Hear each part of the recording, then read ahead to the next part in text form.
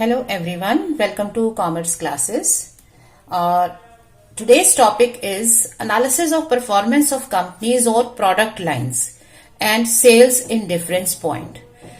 मतलब आप break even point और पीवी एनालिसिस के थ्रू स्टडी करोगे how to compare the performance and when we say performance we know that performance is measured through the profits. So comparison of performance of profits of the companies और of the product line. So maybe you are having one और two companies, आप दोनों companies की performance को analyse कर रहे हो या आपके पास प्रोडक्ट लाइंस है और आप उनको एनालाइज करके देख रहे हो कि विच वन इज बेटर, कौन सी प्रोडक्ट लाइन को कंटिन्यू करें या किस पर फोकस करें. और इसी के कॉन्टेक्स्ट में सेल्स इन डिफरेंस पॉइंट या जिसे हम प्रॉफिट इन डिफरेंस पॉइंट भी बोलते हैं, ये भी रेलेवेंट हो जाता है. नाउ व्हाट इज सेल्स और profit in difference point? In difference का मतलब होता है कि पोजीशन में डिफरेंस नहीं है. ठीक है, तो जब आपके पास दो या तीन प्रोडक्ट लाइन है या दो या तीन कंपनीज हैं, हम अपने प्रैक्टिकल क्वेश्चन में से will be restricting it to two companies और two product lines only for BCom honours. So अगर आपके पास दो प्रोडक्ट लाइन है तो उनमें अगर आपको जज करना है कि किसमें हम इन्वेस्ट करें या किसको कंटिन्यू करें, आपको डिसीजन लेना है, तो यहां पर सेल्स इन डिफरेंस पॉइंट बहुत रेलेवेंट हो जाता है. It is a in difference point, मतलब यहां आपको मैटर नहीं कर रहा आप प्रोडक्ट ए ले रहे हो या प्रोडक्ट बी ले रहे हो, या आप कंपनी ए ले रहे हो या कंपनी बी ले रहे हो. और क्यों ये चीज हमें मैटर नहीं करती है? क्योंकि उनकी परफॉर्मेंस सेम होती है. Performance means profit. So sales in difference point और profit in difference point is that level of activity मतलब sale. Okay, it is that level of activity of sales where both the product lines or companies are giving same level of profit. Okay, आप जब दो product lines को या दो companies को compare करते हो तो उनके पैरामीटर्स अलग हो सकते हैं. किसी की वेरिएबल कॉस्ट ज्यादा होगी, किसी की फिक्स्ड कॉस्ट ज्यादा होगी. अकॉर्डिंगली उनकी PV ratio, break even point अलग अलग हो सकते हैं. बट कहीं ना कहीं एक आपका ब्रेक इवन पॉइंट आता है दोनों कंपनीज में, तो वहां ब्रेक इवन का मतलब ये हो जाता है कि उनके जो प्रॉफिट का लेवल है वहां पर सेम होगा. So sales in difference point हम कैलकुलेट करते हैं डिफरेंस इन फिक्स्ड कॉस्ट. इसका मतलब fixed cost of first company and second company दोनों का डिफरेंस या दोनों प्रोडक्ट लाइंस जो हैं उनकी फिक्स्ड कॉस्ट का difference upon difference in contribution per unit. तो ये आपका sales in difference point per unit में आ जाता है. या आप कैलकुलेट करते हो sales in difference point in rupee terms, तो वो हो जाता है difference in fixed cost upon difference in PV ratio. अब यहां पर क्या होगा, अगर आप इस पॉइंट पर हैं तो ये ऐसा पॉइंट है सेल का जहां पर दोनों कंपनीज या दोनों प्रोडक्ट लाइन आपको सेम प्रॉफिट दे रहे हैं. तो अगर आप इस लेवल से ऊपर चले जाते हैं बियॉन्ड दिस, तो जिस कंपनी का पीवी रेशियो हाई है, कंट्रीब्यूशन हाई है, वो कंपनी आपको ज्यादा प्रॉफिट देने लगेगी. और इसके पीछे अगर आप रह जाते हैं तो आपकी जो कंपनी, आपका पीवी रेशियो जिसका कम है, उसका प्रॉफिट आपका कम रहेगा. ठीक है, तो इस पॉइंट पे आप कह सकते हो कि यहां पर दोनों कंपनीज का सेम लेवल ऑफ प्रॉफिट आएगा. Now understand this with one example कि हम कैसे परफॉर्मेंस एनालाइज करते हैं और फिर उसमें सेल्स इन डिफरेंस पॉइंट का कॉन्सेप्ट हम इंट्रोड्यूस करेंगे.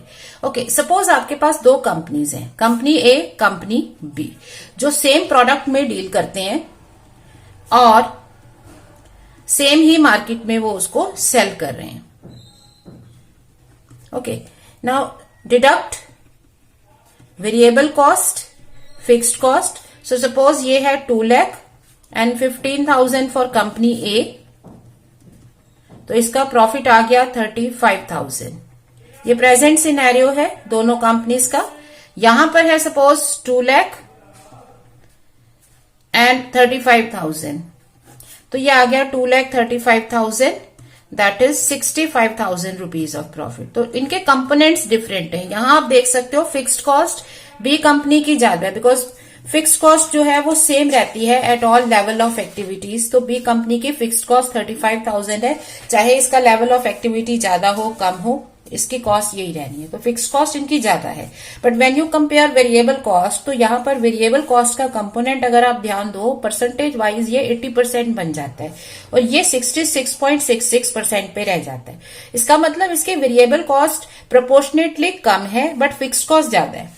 तो जब companies different level of activity पे होंगे तो इनका इफेक्ट प्रॉफिटेबिलिटी पे क्या पड़ेगा, उसको स्टडी करने के लिए हम सेल्स इन डिफरेंस पॉइंट को लेके आते हैं। But before that let us have a simple analysis. पहले हम इनको डायरेक्ट सिंपल एनालिसिस करते हैं कि इनकी अपना सेपरेटली स्टेटस क्या क्या है। जैसे कंट्रीब्यूशन है, सो कंट्रीब्यूशन क्या होता है, selling price minus variable cost और सेल्स माइनस वेरिएबल कॉस्ट। क्योंकि यहां पर नंबर ऑफ यूनिट्स हमें नहीं बता रखा तो हम टोटल में कैलकुलेट करेंगे, अदरवाइज हम पर यूनिट इंफॉर्मेशन भी सॉल्व कर सकते हैं।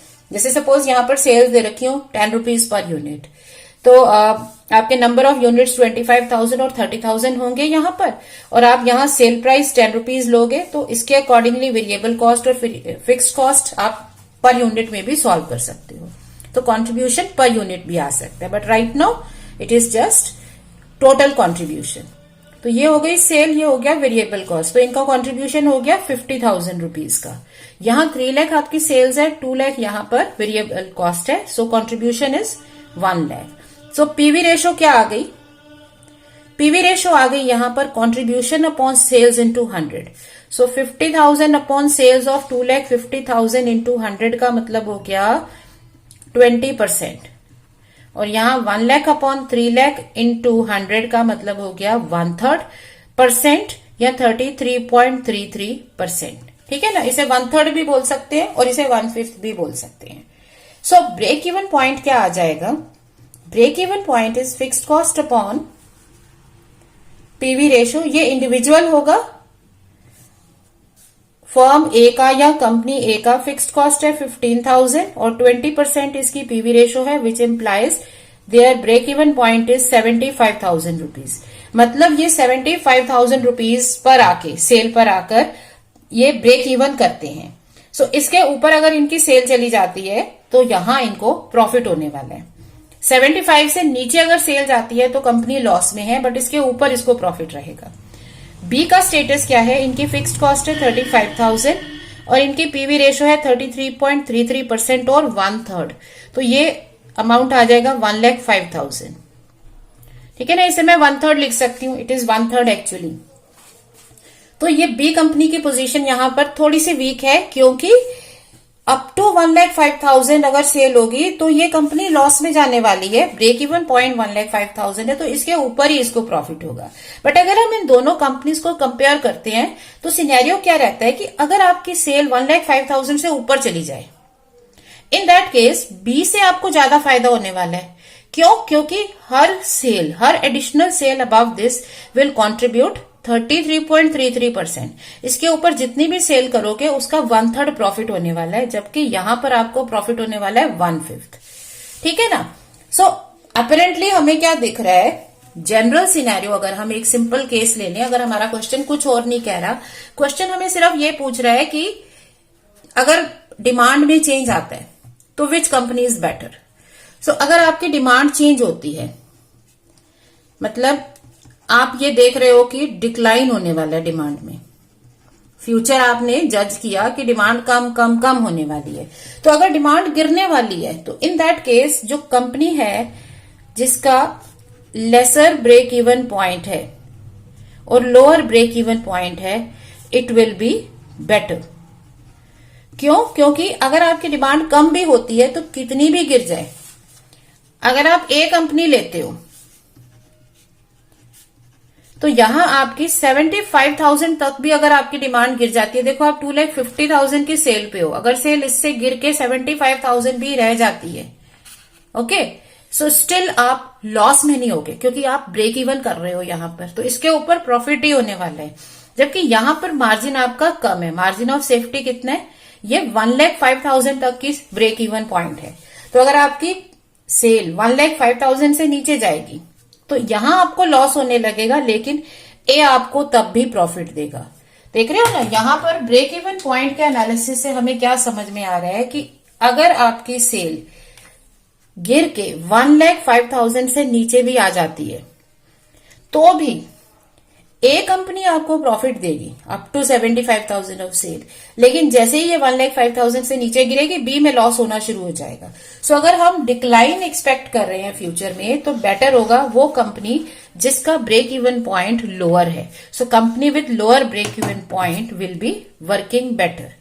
बट अगर आप एक्सपेक्ट कर रहे हो राइज इन डिमांड, अगर हमारी डिमांड बढ़नी ही है आगे फ्यूचर में, तो इन दैट केस क्या होगा, क्योंकि बी कंपनी का हायर पीवी रेशो है तो वो आपको ज्यादा प्रॉफिट देगी। ओके, क्योंकि आपका कंट्रीब्यूशन बढ़ने लगेगा। ब्रेक इवन पॉइंट तक आपने फिक्स्ड कॉस्ट कवर कर लिया है तो अब आपके पास फिक्स्ड कॉस्ट का बर्डन नहीं है। ब्रेक इवन पॉइंट के ऊपर आपको प्योर प्रॉफिट ही मिलना है, जो भी कंट्रीब्यूशन है वो सारा प्रॉफिट होने वाला है क्योंकि कॉस्ट अटैच्ड नहीं है, फिक्स्ड कॉस्ट कवर हो चुकी है। So the company with higher PV ratio will be performing better. क्यों? क्योंकि ये आपको ज्यादा प्रॉफिट्स देगी, परसेंटेज ज्यादा है। आप 20,000 सेल ज्यादा करते हो तो उसका 1/3 यहां पे प्रॉफिट होगा, जबकि यहां पे 1/5 होगा। तो इन जनरल तो हम ये कह सकते हैं कि कंपनी बी इज बेटर। ठीक है, लेकिन क्वेश्चन यहां पे ये आ जाता है कि कितनी ज्यादा सेल। अगर हम मैनेजमेंट डिसीजंस पे आ जाएं, स्पेसिफिक डिसीजन पे आ जाएं, ये तो जनरल एनालिसिस हो गया ना कि ये कंपनी अच्छी है, हाई डिमांड है तो कंपनी हायर प्रॉफिट वाली, पीवी रेशो वाली बेटर है। बट अगर हम मैनेजमेंट डिसीजन पे आ जाते हैं कि सपोज हमारी बजटेड सेल जो है वो 1,30,000 है, अब कौन सी कंपनी बेटर होगी? अब 1,30,000 पे क्या है, ये दोनों ब्रेक इवन के पार हैं, यहां पे भी प्रॉफिट है, यहां पे भी प्रॉफिट है, लेकिन किसका प्रॉफिट ज्यादा है? या आपकी सेल 1,70,000 हो जाती है या 1,80,000 हो जाती है, तो कौन सी कंपनी आपको ज्यादा प्रॉफिट देगी? तो जनरल सिनेरियो वहां पर काम नहीं आएगा। जब हम स्पेसिफिक सिचुएशन पे आ जाते हैं तो वहां पर स्पेसिफिक सिनेरियो होगा। तो हमें क्या कैलकुलेट करना होगा वहां पर? We'll be calculating sales break even point. Sales break even point वो होता है जिसमें ऐसा सेल्स का लेवल आता है which will give us same profit for both the options. दोनों ऑप्शन में हमें सेम प्रॉफिट होने वाला है। तो ये क्या है? Difference in fixed cost upon difference in PV ratio. तो हमें प्लस माइनस नहीं देखना है, हम सिर्फ डिफरेंस ले रहे हैं। तो डिफरेंस इन फिक्स्ड कॉस्ट कितना है? इस कंपनी की फिक्स्ड कॉस्ट है 15,000, बी की फिक्स्ड कॉस्ट है 35,000। सो डिफरेंस कितना आ गया? 35,000 माइनस 15,000, दैट इज 20,000। और डिफरेंस इन पीवी रेशियो कितना है? 33.33 माइनस 20। तो आप डिफरेंस देख रहे हो, आप आगे पीछे नहीं देख रहे कि डायरेक्शन कौन सी है। ठीक है, तो यहां पे 13.33% आ गया। अब ये सॉल्व करके आ जाता है, सपोज आपका 1,50,000 रुपीज। अगेन याद रखो, कैलकुलेशन हमारी यूनिट वाइज भी हो सकती थी अगर हमें क्वेश्चन यूनिट वाइज इंफॉर्मेशन देता। अभी हम रुपीज में कर रहे हैं। तो ये आपका सेल्स इन डिफरेंस पॉइंट है, जिसे सेल्स ब्रेक इवन पॉइंट या सेल्स इन डिफरेंस पॉइंट लिखते हैं। इन डिफरेंस पॉइंट लिखने से थिंग्स हमारी ज्यादा क्लियर हो जाती है। ये है अक्रॉस प्रोडक्ट लाइन या अक्रॉस कंपनीज जो है हमारा सेल्स इन डिफरेंस पॉइंट कितना आ गया? 1,50,000। मतलब इस पॉइंट पे आप इनडिफरेंट हो जाओगे। इनडिफरेंट आपको मैटर नहीं कर रहा, आप ए कंपनी में जाते हो, बी में जाते हो, क्योंकि यहां पे दोनों सेम प्रॉफिट देंगे। तो इस लेवल पर कंपनी ए का प्रॉफिट और कंपनी बी का प्रॉफिट सेम होने वाला है। आप इसे वेरीफाई भी कर सकते हो। सपोज हम इसे चेक करते हैं, ठीक है, कंपनी ए, कंपनी बी, इनके पैरामीटर्स क्या है हमारे पास? पीवी रेशो है 20% और यहां पर है 33.33%। और दूसरी चीज है ब्रेक इवन पॉइंट। तो ब्रेक इवन पॉइंट हमारा यहां पर था 75,000 रुपीज जो कैलकुलेट किया था, और यहां पर था 1,05,000 rupees. So for sales of 1,50,000 company A का प्रॉफिट कितना होगा? प्रॉफिट का फॉर्मूला क्या होता है? मार्जिन ऑफ सेफ्टी मतलब गिवन सेल्स लेवल पे आप कितना ऊपर हो ब्रेक इवन पॉइंट से। तो sales minus break even point that is margin of safety into PV ratio, यही फॉर्मूला होता है ना प्रॉफिट का। तो कितना आ जाएगा 1,50,000 माइनस 75,000 इंटू पीवी रेशो हो गई 20%, 15,000। और यहां बी कंपनी का प्रॉफिट कितना होगा 1,50,000 माइनस 1,05,000 जो इनका ब्रेक इवन पॉइंट है, क्योंकि इसके ऊपर इन्हें प्रॉफिट होने वाला है। सो ये कितना आ जाएगा इंटू 33.33%, ओके 15,000। सो इस केस में दोनों कंपनीज हमें सेम प्रॉफिट देने वाली हैं। लेकिन अगर आप इन डिफरेंस पॉइंट से ऊपर उठते हैं, ऊपर उठने का मतलब है अगर आप इसके ऊपर सेल करने लगते हैं, तो कौन सी कंपनी की सिचुएशन बेटर होगी। मतलब आपकी सेल जो है इस सिनेरियो से ऊपर चले जाएं या इससे पीछे चले जाएं, तो देखो क्या सिनेरियो होने वाला है। अगर आपकी सेल जो है इससे ऊपर चली जाए, इन डिफरेंस पॉइंट से ऊपर हो जाती है, सपोज आपकी सेल हो जाती है 1,80,000, तो कैन यू जज कि कौन सी कंपनी ज्यादा प्रॉफिट देने वाली है, क्योंकि इन डिफरेंस पॉइंट से आप ऊपर है। इन डिफरेंस पॉइंट था 1,50,000 का, जब आप इससे ऊपर चले गए, इसका मतलब अब आपका प्रॉफिट बराबर नहीं रहेगा, अब चेंज होने वाला है। तो जिस कंपनी की पीवी रेशो ज्यादा है वो ज्यादा कंट्रीब्यूशन देगी, ज्यादा प्रॉफिट देगी, तो इससे आपका प्रॉफिट बढ़ेगा। तो अब क्या होगा, इस पॉइंट के ऊपर बी कंपनी का जो प्रॉफिट है, क्योंकि इसकी पीवी रेशो ज्यादा है तो इसका प्रॉफिट शूट करने वाला है। इनकी रेशो ज्यादा है तो इनका प्रॉफिट तेजी से फटाफट बढ़ेगा।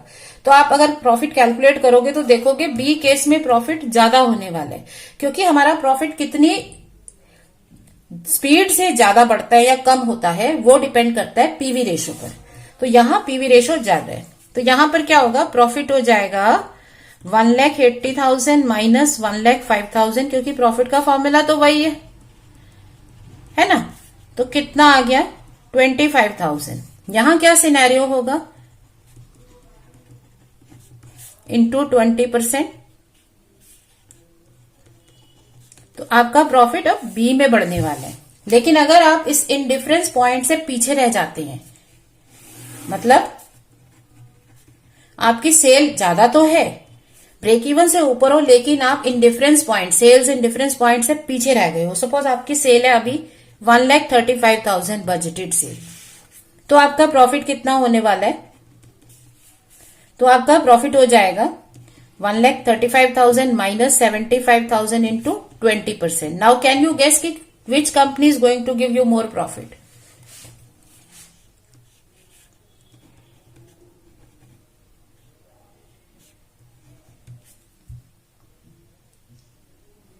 $12,000, और यहां पर प्रॉफिट कितना हो जाएगा आपका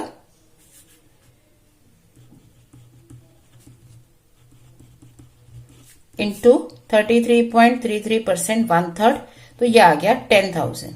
अब देखो, हालांकि पीवी रेशो इसकी ज्यादा है लेकिन यहां इसका प्रॉफिट कम है, क्योंकि आप सेल्स इन डिफरेंस पॉइंट से पीछे रह गए हो। उससे पीछे क्या होगा, क्योंकि आपके पास जो कॉस्ट की चॉइसेस है, वेरिएबल कॉस्ट यहां पर ज्यादा है, फिक्स्ड कॉस्ट यहां पर ज्यादा है, तो दोनों के म्यूचुअल रिलेशन इस तरह से बैठ जाता है कि अगर आप कॉस्ट इन डिफरेंस पॉइंट से पीछे रह जाते हो तो कंपनी जिसका पीवी रेशो कम है वो अभी भी आपको ज्यादा प्रॉफिट दे रही होगी, क्योंकि जो फिक्स्ड कॉस्ट आपकी यहां पर ज्यादा हो रही है, इसमें जो सेविंग है वेरिएबल कॉस्ट की वो इसको कॉम्पनसेट नहीं कर पा रही है। क्योंकि वेरिएबल कॉस्ट आपकी अगर ज्यादा है और एक तरफ आपकी फिक्स्ड कॉस्ट ज्यादा है, तो इफेक्ट क्या पड़ा कि अगर आपकी वेरिएबल कॉस्ट कम होती है, कंट्रीब्यूशन बढ़ेगा, कंट्रीब्यूशन बढ़ेगा, वो फिक्स्ड कॉस्ट को कवर करने की कोशिश करेगा और आपको प्रॉफिट बढ़ाने की कोशिश करेगा। लेकिन उतना चेंज भी आना चाहिए ना कि आपकी एडिशनल फिक्स्ड कॉस्ट कॉम्पनसेट हो सके। तो ये जो हमने सेल्स इन डिफरेंस पॉइंट निकाला, इसके पीछे क्या है कि यहां तक आपके फिक्स्ड कॉस्ट का जो एक्स्ट्रा अमाउंट है वो कॉम्पनसेट नहीं हो पाया, तो इसके पीछे अभी भी ये कंपनी आपको कम प्रॉफिट देगी और ए कंपनी आपको ज्यादा प्रॉफिट देगी। बट एक बार आप इस पॉइंट को कवर कर लेते हो तो उसके बाद आपको हमेशा company with higher PV ratio, जिसकी पीवी रेशो ज्यादा है, वो आपको ज्यादा प्रॉफिट देगी। इसको आप ग्राफ पे स्टडी कर सकते हो। सो ये ग्राफ है जिसमें हमने एक्स एक्सिस पर ले लिया एक्टिविटी लेवल, जिसमें या तो सेल आती है या units of production and sale आती है। तो अगर आप यूनिट्स में कैलकुलेशन कर रहे हो आप यूनिट्स लिखोगे, और यहाँ वाई एक्सिस में आपके पास सेल्स एंड कॉस्ट आता है। सबसे पहले हम बना लेते हैं इसमें सेल्स लाइन। क्यों? क्योंकि सेल्स लाइन दोनों की सेम होने वाली है, सेम प्रोडक्ट है, सेम सेलिंग प्राइस है 10 रुपीज पर यूनिट। तो आप मैक्सिमम ले लेते हो। जैसे 0 लेवल पे 0 सेल होगी, और यू कैन से यहां पर 2,50,000 की सेल है, बी की 3 लाख की सेल है। ठीक है ना? तो आपका सेल्स लेवल क्या है? क्योंकि यहां भी सेल आ रही है, यहां भी सेल आ रही है, तो ये 45 डिग्री पे बिल्कुल सेंटर से आपकी लाइन जाती है। सेल्स लाइन आपकी हमेशा एक एक्सिस को, दोनों जो ग्राफ एरिया है उसको 2 इक्वल पार्ट्स में बांट देते हैं, क्योंकि यहां एक्टिविटी पे प्रोपोर्शनेटली आपकी सेल्स जा रही है। ठीक है? तो ये सेल्स लाइन हो गई। अगर आप यूनिट्स में कर रहे होते वर्किंग तो यहां आप पर यूनिट लिखते। अब आ जाओ कॉस्ट लाइन पे। तो पहले हम लेंगे कॉस्ट लाइन कंपनी ए की। तो कंपनी ए की क्या सिनेरियो है? इसकी टोटल कॉस्ट है 2,15,000, जब सेल है 2,50,000, और 0 लेवल पे, क्योंकि हमें 2 पॉइंट लेने होते हैं लाइन के लिए, तो जब 0 एक्टिविटी है तो फिक्स्ड कॉस्ट होगी। इसका मतलब यहां पर आपके पास फिक्स्ड कॉस्ट है ये 15,000। ठीक है? तो ये आ गया आपका 15,000। यहां आपने पॉइंट ले लिया 15,000 का, और उसके बाद है 2,50,000 सेल होती है जब, मतलब ये 2,50,000 सेल है, तो आपके पास टोटल कॉस्ट है 2,15,000। तो यहां पर आपकी टोटल कॉस्ट कितनी है? 2,15,000। तो ये 2 लाख है, ओके, और 2,15,000 यहां पे कहीं आएगा। तो ये हमने पॉइंट मार्क कर लिया, और 0 लेवल पर आपके पास फिक्स्ड कॉस्ट है, ये भी पॉइंट आपने मार्क कर लिया। तो अब आप यहां पर इसकी कॉस्ट लाइन बनाओगे।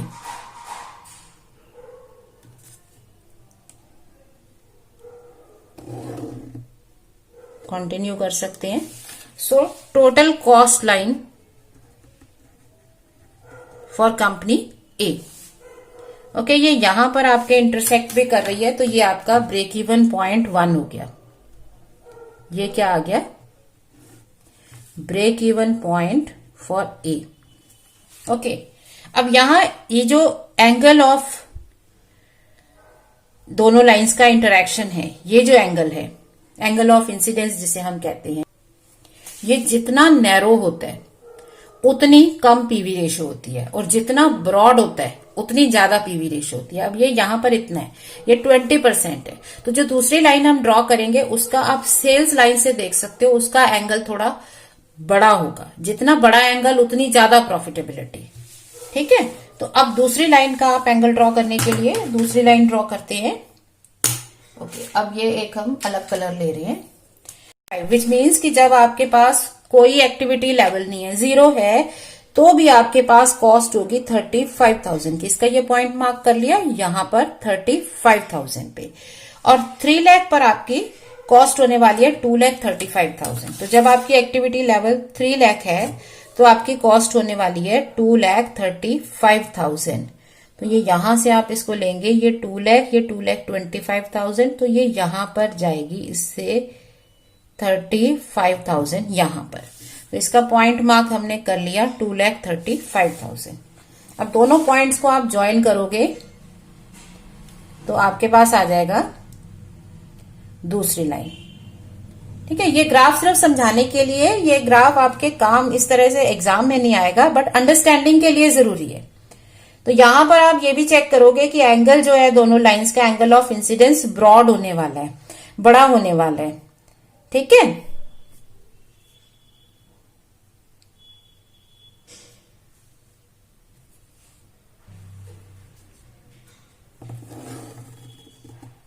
देखो, तो ये यहां सेल्स लाइन को कट कर रही है। ठीक है? तो आपका break even point B company का ये है, और ये ए कंपनी का था। तो यहां से ए कंपनी आपको प्रॉफिट देने लगेगी 75,000 रुपीज की सेल से, और 1,05,000 की सेल से बी कंपनी प्रॉफिट देने लगेगी। लेकिन अगर हम कॉस्ट इन डिफरेंस पॉइंट पे आते हैं तो हमारे पास कितना हो जाएगा? यहां आपके पास आएगा कि इस पॉइंट के बियॉन्ड आपके पास जो ए कंपनी है इसकी लाइन ऊपर जा रही है, जिसका मतलब क्या है, जिसका मतलब है कि ए कंपनी सेल्स लाइन के पास है, तो ए का प्रॉफिट कम होगा। लेकिन बी कंपनी जो है जिसकी लाइन रेड वाली थी, क्योंकि इसका एंगल ब्रॉड है तो ये सेल्स लाइन से ज्यादा दूर है। देख रहे हो इस लाइन पे यहां पर इनका डिफरेंस इतना है, जिसमें से ए का डिफरेंस सिर्फ इतना है। तो जितना हम आगे बढ़ेंगे बी का प्रॉफिट बढ़ने लगेगा, बी का प्रॉफिट वाइड होने लगेगा। लेकिन इस सेल्स इन डिफरेंस पॉइंट से पहले की सिचुएशन क्या होगी, क्योंकि कॉस्ट की वर्किंग इस तरह से है कि एक तरफ आपकी वेरिएबल कॉस्ट कम है बी कंपनी के लिए, लेकिन फिक्स्ड कॉस्ट ज्यादा है, तो वो दोनों आपस में कब तक कॉम्पनसेट करेंगे। एक से जो आपको फायदा हो रहा है कम कॉस्ट होने का, वो फायदा कॉम्पनसेट करने लगेगा हायर फिक्स्ड कॉस्ट को। यहां पे आके वो दोनों एक दूसरे को बराबर कर देंगे, तो यहां आके दोनों कंपनी सेम प्रॉफिट देंगी। तो इसके पीछे क्या सिनेरियो होगा, इसके पीछे आपकी रेड लाइन ऊपर है, जिसका मतलब बी कंपनी कम प्रॉफिट देगी और ए कंपनी ज्यादा प्रॉफिट देगी। तो इसको हम किस तरह से लिख सकते हैं, इस एनालिसिस का मीनिंग क्या है। अगर आपकी सेल, ये अब मैनेजमेंट डिसीजंस पे आ गए हैं हम, ठीक है। तो मैनेजमेंट डिसीजन के अकॉर्डिंगली क्या है, अगर आपकी सेल जो है if it is below the highest break even point, जैसे यहां पर हायर ब्रेक इवन पॉइंट था 1,05,000, तो अगर आपकी सेल इससे नीचे जाती है तो company with lower break even point is better, मतलब ए कंपनी बेटर रहेगी इस केस में। लेकिन अगर आपकी sale highest break even point से तो ऊपर चली गई, ठीक है, आपने ब्रेक इवन पॉइंट क्रॉस कर लिए, अब आप प्रॉफिट में हैं दोनों सिनेरियोज में, लेकिन आप सेल्स इन डिफरेंस पॉइंट के बीच में रह गए हैं। जैसे इस केस में आपका सेल्स का इंडिफरेंस पॉइंट कितना आया था, 1,50,000। तो अगर आपकी सेल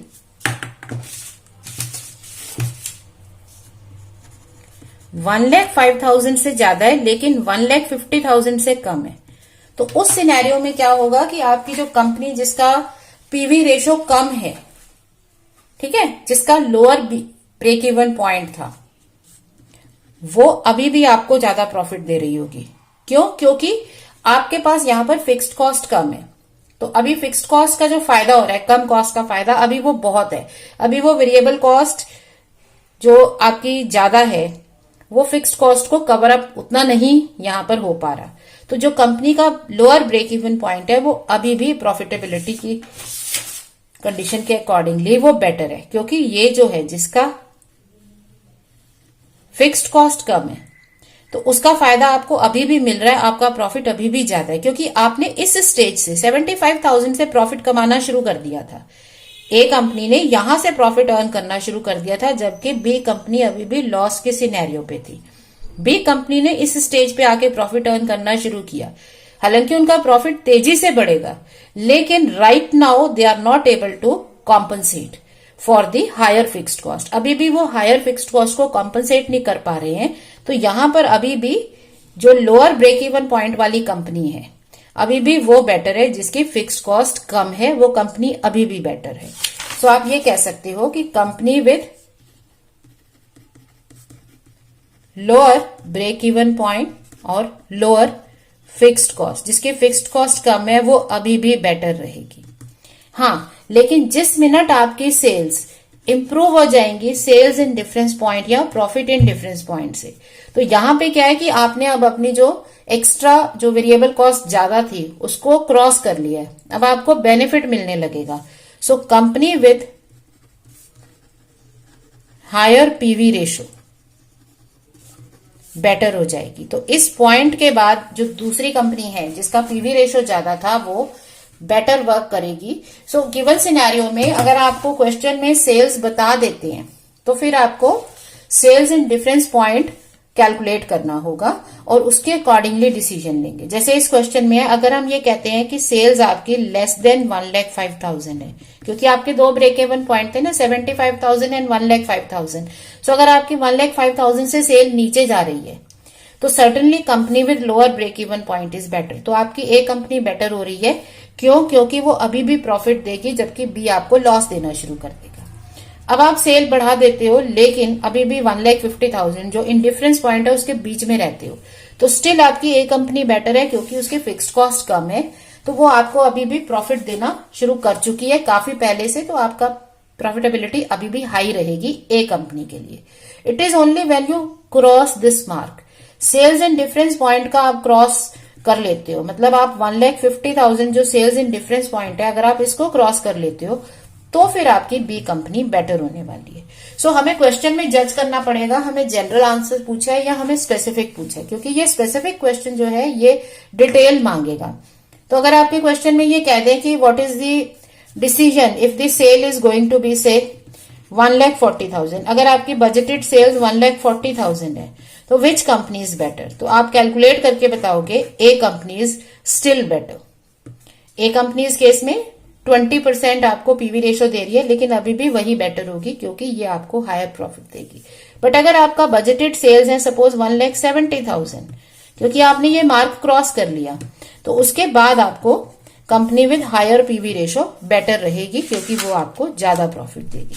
सो आई होप ये जो डिस्कशन है on the sales indifference point and its effect on profitability clear है।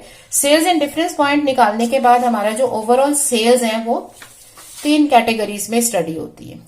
Below break even point, break even point to sales in difference point, और सेल्स इन डिफरेंस पॉइंट से ऊपर। 3 cases हैं, case 1, case 2 और case 3।